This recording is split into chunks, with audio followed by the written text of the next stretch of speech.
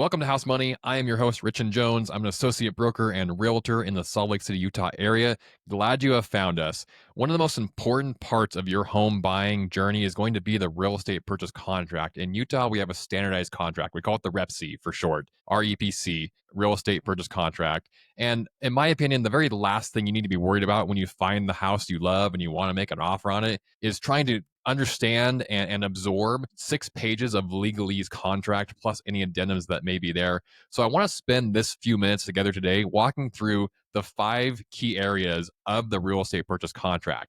We're going to talk about the dollars. We're going to talk about what's included with the house. We're going to talk about the 3 contingencies. We're going to talk about the 4 deadlines, and we're going to talk about possession when you actually get the house as a buyer. So let's jump in here. If you're watching the stream on Spotify or if you're watching on our YouTube channel, I'm going to share my screen so you can see the actual contract that we're going to go through. If you're just listening to it on Apple Podcasts or Spotify or wherever else you get your podcast from, I'm going to walk you through this. So it's not imperative that you see the visual, but I am going to walk you through it just so that we are clear and so that you understand what these sections are talking about so that when you get to that point, you're not worried about trying to absorb all of it all at once, but you have a good understanding of what it is you are offering, what it is you are potentially agreeing to, so you can feel confident in your offer. I've got a free gift for you at the end, so stick around, but let's jump in. Let's talk about first the dollars that are involved in your offer. And that's where we start in section 2 of the real estate purchase contract. Section 2 is all about where the dollars are coming from for the purchase of this property. We see in section 2.1, payment of purchase price. The purchase price for the property is, and here's where you're making your offer price. If we break that down in sections 2.1 A through E, we see first that we have our earnest money deposit. This is the deposit you're going to make within 4 calendar days of your offer being accepted. That goes back to the very top of the offer page where the very first thing stated is how much earnest money you are going to put down. And it does state there that earnest money deposit is going to be deposited within 4 calendar days of your offer being accepted.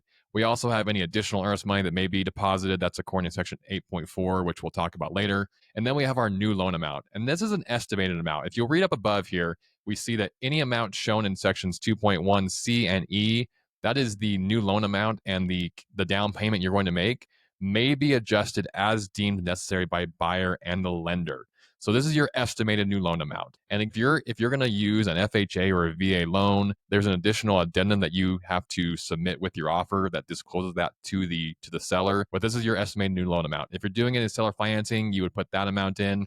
And then you get to section 2.1E, which is the addition of your earnest money plus the new loan that you then bring to the closing table to ultimately make your final purchase price. So that's just breaks down the money involved in the transaction, starting with your purchase price. Here's how it's broken down: earnest money, additional earnest money, new loan amount, balance of purchase price in cash at settlement. Section 2.2 is very important. This talks about the sale of the buyer's property. If you are a buyer that needs to sell a property in order to purchase this property, this is where you would disclose that. It also comes with an additional addendum that talks about the property you need to sell in order to buy this property. Next, let's talk about what's included with your purchase and or potentially excluded with your purchase. Now, in my mind, these sections are out of order on the purchase contract, but as it may be, this is actually section 1 of the real estate purchase contract. And read with me here, included items. This is section 1.1, included items. It starts with unless excluded. So unless there is something specifically excluded, which we'll get to that next section in a minute, these things are all included with the sale of the property by default. And there's a lengthy list here. Let's read through some of these. I want to point out a couple of them specifically. But the list includes the following, and these are default items included with the house: plumbing, heating, air conditioning fixtures, and equipment. Okay, that seems pretty standard. Solar panels stay with the house. Ovens, ranges and hoods, cooktops, dishwashers, ceiling fans, water heaters. And here's where we get into some things that as a seller or a buyer, you may be, are these things included? Are they not? But again, remember, this paragraph is talking about default items that come with the house. That includes water softeners. Even if the seller is paying off a loan on the water softener, the water softener still stays with the house, as do light fixtures and bulbs, bathroom fixtures, bathroom mirrors, all window coverings, including curtains, drapes, rods, window blinds, and shutters. Now, as a seller, if you want to take some of the things with you, you can potentially, but you better be negotiating that in the excluded item sections that we'll get to in a second here.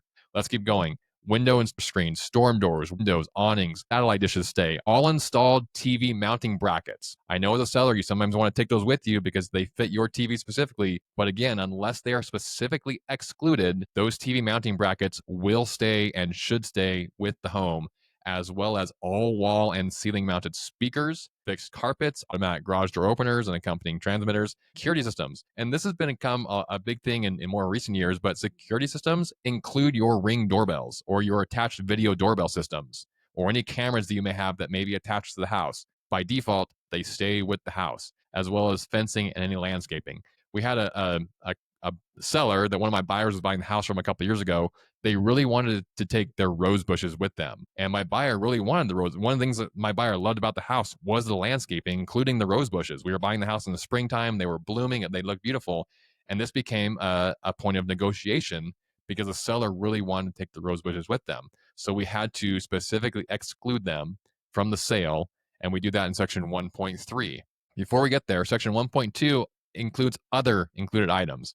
And this is things like washers, dryers, refrigerators, microwave ovens, or anything else with the property that may be included with a sale. Maybe there's sheds on the property, a trampoline, a barbecue, other items that the buyer is requesting or in their offer they are asking for as part of this contract between the buyer and seller. If there is anything to be excluded from the sale specifically, that is included in section 1.3, where it reads the following items are excluded from this sale. One thing to keep in mind as a buyer, just because something is included or excluded on the MLS listing does not mean it is automatically included or excluded. It needs to be in the purchase contract. It needs to be in writing, signed by buyer and seller that this item is included or this item is excluded.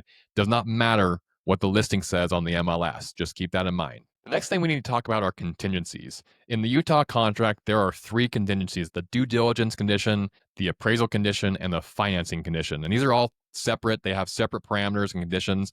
But let's go through these one at a time. We are in section 8 of the real estate purchase contract here. And under due diligence, section 8.1, it reads the buyer's obligation to purchase the property either is or is not conditioned upon buyer's due diligence. Now, what is due diligence? If we read in section 8.1a, it says buyer's due diligence shall consist of buyer's review and approval of the content of the seller disclosures referenced in section 7. We'll come back to that in a minute.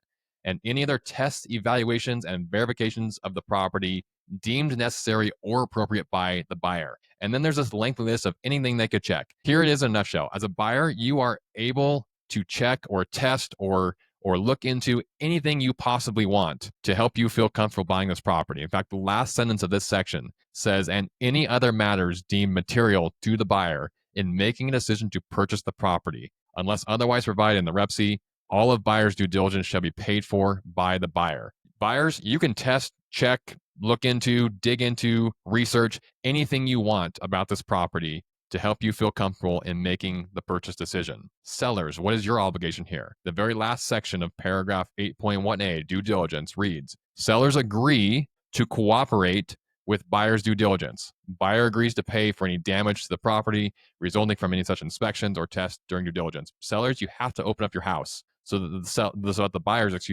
have an opportunity to go test for mold, radon, get someone in there to look at a remodel plan, get someone in there to look at the plumbing, electrical, AC, HVAC.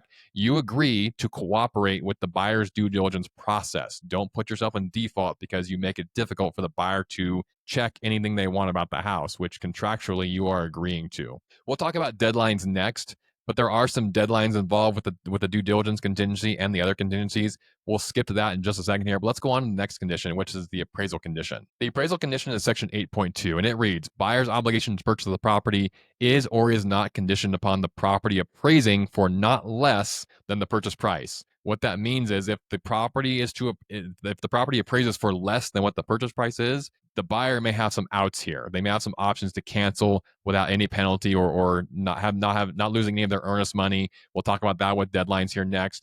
But this is the condition that essentially says the buyer is not obligated to purchase the property if the property doesn't appraise for the purchase price, as long as they cancel or try to negotiate within a certain period of time. We'll talk about that next. Finally, the third condition is the financing condition. This is section 8.3, and this one gets a little more complex, so we're going to walk through this. If there's no financing involved, section 8.3a, the box there, which says no financing required, that box will be marked, and that reads, buyer's obligation to purchase the property is not conditioned upon the buyer obtaining financing.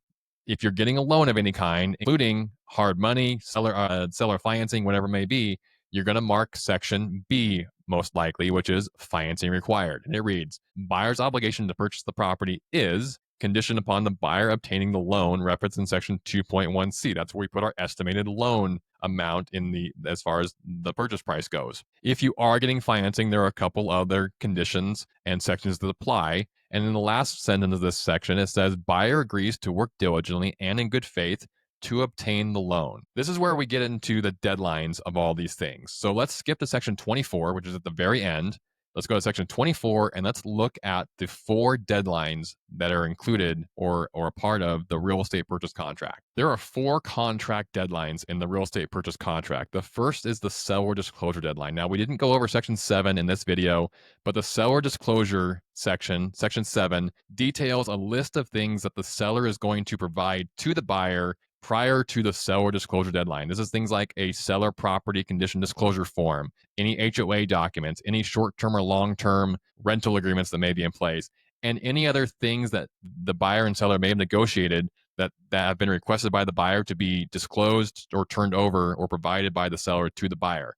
This is typically the first deadline in a contract. I should also mention it also requires the seller to provide the buyer with a commitment for title from their title company within that amount of time. Sometimes during the craziness of COVID, we saw this a lot where the seller disclosure line would be like 24 hours from the acceptance of contract. That's not reasonable in most cases because it takes title some time to get a commitment for title. At the very least, maybe 24 to 48 hours.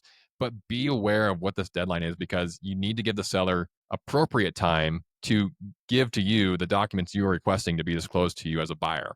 The second deadline is the due diligence deadline, which we talked about the 3 conditions, the due diligence condition, the appraisal condition, and the financing condition. We'll come back to what those actually mean and how that works here in a minute, but let's just lay out the other 2 deadlines first. The third deadline we have is the financing and appraisal deadline. Separate from the due diligence deadline and that condition, the financing and appraisal conditions have the same deadline. Those are put together. And then finally, we have the settlement deadline. And we're going to talk about, after we talk about deadlines, we'll talk about the settlement and closing and possession and what that means. But I need you to be particularly aware of these 4 deadlines and estimating and knowing your situation, how much time you're going to need for due diligence, how much time you're going to need for your loan to be approved, how much time you're going to need to get all of your things together so you can close, you have your down payment ready, all these things. You have to pay attention to these deadlines. This is a legally binding contract, as it says at the very top of page 1. These are contractual deadlines that you're agreeing to and they are offering, so you need to be aware of them and what they mean. Let's consider together the due diligence deadline. If we go back to section 8.1 and we talk about the due diligence deadline in that due diligence period for the buyer, section 8.1b, a buyer's right to cancel or resolve objections. If buyer determines in buyer's sole discretion that the results of the due diligence, their inspections, anything they checked are unacceptable, the buyer may either no later than the due diligence deadline, referenced in section 24, cancel the contract by providing notice to the seller. At that point, if they do that prior to the due diligence deadline, they receive all of their earnest money back. They don't lose any of it to the seller. They walk away. Each party goes their separate ways and say, good luck to each other. The second option there is no later than the due diligence deadline. They can resolve in writing with the seller any objections they have that came about from their inspections. And this typically can be done on a resolution of due diligence addendum, perhaps another blank addendum with different clauses written in. Essentially, what it's saying is up until the due diligence deadline, as a buyer, you have the option to either cancel the contract altogether or the opportunity to negotiate and try and work out your differences about what needs to be done, repairs, dollars for repairs, whatever is going to be done there to negotiate to make sure that, again, as a buyer, you are happy with the condition of the home and or the repairs or renovations or terms you came to help you feel comfortable with that purchase. Our next condition and our next deadline is the appraisal condition. And remember, the financing and the appraisal condition both have the same deadline, but they operate in different ways. So let's look at the appraisal deadline first. Section 8.2a, buyer's right to cancel. This is under appraisal condition. If after the completion of an appraisal by a licensed appraiser, buyer receives written notice from the lender or the appraiser that the property has appraised for less than the purchase price, the buyer may cancel the REPC by providing written notice to the seller, which includes a copy of the written notice of appraised value, no later than the financing and appraisal deadline. If that's done, just like the due diligence condition with the due diligence deadline, if the contract is canceled prior to the financing and appraisal deadline because of a low appraisal, the earnest money is released back to the buyer and both parties part their own ways. Section B, though, says failure to cancel. If the REPC is not canceled according to this section 8.2, because of low appraisal, buyer shall be deemed to have waived the appraisal condition. What that means is that you can't cancel because of an appraisal after the financing and appraisal deadline has passed. So you need to be aware of when that deadline is, work with your lender, or make sure the appraisal is getting done, make sure it's back, make sure you have a chance to review it. If you can't negotiate that out, or if you don't cancel before the financing and appraisal deadline, you can't do that because of a low appraisal after that deadline. Finally, the financing condition and the financing deadline. This one's a little bit different and a little more complex than the due diligence deadline and the appraisal deadline. So let's walk through this. Again, let's assume you as a buyer are getting a loan for your purchase. Let's go to section 8.3bi, buyer's right to cancel before the financing and appraisal deadline. And it reads, this is very, very important that buyers and sellers need to be aware of. If buyer, in buyer's sole discretion, that's a key phrase we're going to come back to. If buyer, in buyer's sole discretion, is not satisfied with the terms and condition of the loan, buyer may, after the due diligence deadline, cancel the REPC by providing written notice to the seller no later than the financing and appraisal deadline. If the buyer, again, in buyer's sole discretion, is not happy with the terms of the loan, they can cancel. Now, personally, I don't like that section. I don't like that phraseology because I think it's way too vague and opens the door for a lot of potential questions as far as, is the buyer really canceling because of the loan terms, or are they unhappy with the due diligence negotiations, how that went? Did they find another house they like better that they want to go after? I just think it leaves the door open to a lot of interpretation, but it's really vague. Like, for no reason other than in buyer's sole discretion, the buyer may cancel the terms of the contract no later than the financing and appraisal deadline. And at this point, instead of getting all the earnest money back by default, this is where negotiation can happen, because it says, whereupon blank amount of the buyer's earnest money shall be released to seller. Now, if that number is zero, then if the buyer cancels prior to the financing and appraisal deadline because they are not happy with the terms of the loan, then they would get all their earnest money released back to them. But sometimes this can become a negotiating term here, where if you get to the point in the contract where, the appraisal is good, due diligence is good, and the buyer cancels because of financing, they don't like the terms of their loan, there may be some earnest money there that may be released to the seller, depending on how this is negotiated. Let's go one step further and assume that the buyer cancels after the financing and appraisal deadline. This is section 8.b II. It says, if after expiration of the financing and appraisal deadline referenced in section 24, buyer fails to obtain the loan, meaning that the proceeds of the loan have not been delivered by the lender to the title company, the buyer shall not be obligated to purchase the property, and buyer and seller may cancel the REPC by providing written notice to one another. At that point, in section 8.b III, the earnest money is going to be released to the seller as the seller's exclusive remedy for buyer canceling after the financing and the appraisal deadline.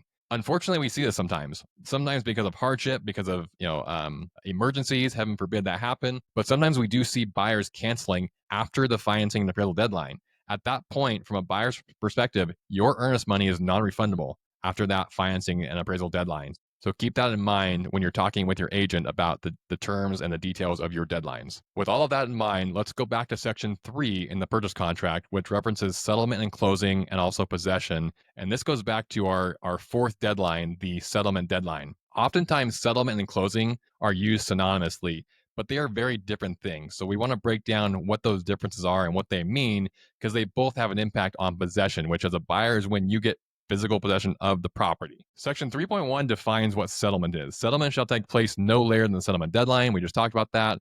And it occurs when all of the following have been completed. The first requirement is that buyer and seller have signed all the documents. They've met with the title company or attorneys. They've signed all the documents required by the contract, the lender, title insurance company, and anybody else that may have a say in this contract. The second thing that must occur by the settlement deadline, section 3.1b, any money required to be paid by the buyer or potentially by the seller, but usually by the buyer, has to be delivered by the buyer to the escrow or closing office or title company in the form of cash, wire transfer, cashier's check. What this means for you as a buyer is if you are waiting on the proceeds of your home sale to close on the purchase of your home, you must have those proceeds. Whatever is going to be your down payment, whatever's not coming from the lender, your lender themselves, has to be received by the title company by the settlement deadline. So if you're waiting for your sale to close, you might want to schedule that a couple days prior to your purchase, because you have to have that money available and to the title company by your settlement deadline. Now, how does closing differ from settlement? Let's read section 3.2, closing. For purposes of the REPSI, closing means that settlement has already been completed. That's why closing is different from settlement. Settlement has been completed. The proceeds of the loan have been delivered by the lender, and the documents have been recorded in the office of the county recorder. So again, separate from settlement. Settlement is buyer and seller have signed the documents. Buyer has delivered their down payment to the title company or closing office. Closing is settlement has been completed. Those previous items we just mentioned. The loan proceeds have been received and the documents have been recorded in the office of the county recorder. And then goes on to say that this must happen no later than 4 calendar days after settlement. Okay. So then we finally get to possession, section 3.3. Seller shall deliver physical possession of the property to the buyer as follows, either upon recording and then, anytime after that, hours after recording, days after recording, whatever it may be, and any contracted rental of the property prior to close or at closing between buyer and seller in separate agreements. So if the seller is going to stay in the property for, let's say, another week, 2 weeks, month, whatever it may be, maybe there's tenants that are there that aren't moving out quite yet, whatever the situation may be, within a reasonable amount of time after closing occurs, there may be a separate agreement to spell out who's going to continue to pay for insurance, utilities, things of that nature until the buyer physically takes possession of the property. So those are the 5 key areas of the real estate purchase contract in Utah: the dollars involved, what's included or not with the house, the 3 contingencies, the 4 deadlines, and when as a buyer do you take possession based on closing and settlement. Now, if you're anything like a lot of the people I talk to, you're thinking, I wish I understood the Utah real estate forms better. Whether you're in a contract right now or you're planning to buy or sell in the future, feeling confident about the REPSI, the agency agreements, the key addendums, that's on your mind. I've got a free resource for you that breaks down and explains the most commonly used forms for you, section by section, not just these 5 sections, but all the sections of the contract, the agency agreements, the different addendums that you might be using. I've got these all broken down so that you can understand every detail without the stress, and I'll be there to guide you through every step of the way. You can get it at housemoneyre.com/Utah. That's housemoneyre.com/Utah. Head there now and be sure to subscribe to the House Money Real Estate YouTube channel and podcast for more Salt Lake real estate content, and we will talk to you next time.